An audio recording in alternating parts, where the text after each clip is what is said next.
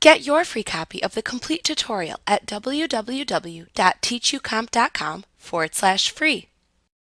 If entering a partial customer payment, begin by selecting Customers, Receive Payments from the menu bar to open the Receive Payments window.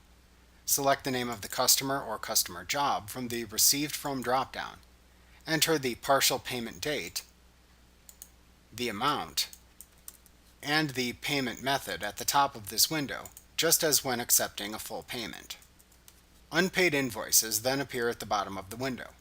If you want QuickBooks to attribute the payment to anything other than the oldest invoice, click the Unapplied Payment button that appears in the main tab of the ribbon at the top of the window to clear the check mark or check marks from the selected invoice or invoices.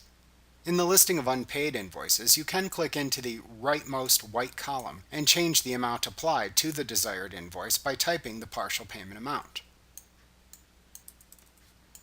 In QuickBooks, entering a partial payment also lets you select either the Leave This as an Underpayment or Write Off the Extra Amount option buttons at the bottom of the screen.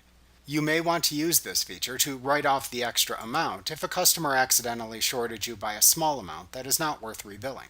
By default, though, Leave This as an Underpayment is selected, and you will be able to receive payments on that invoice again in the future.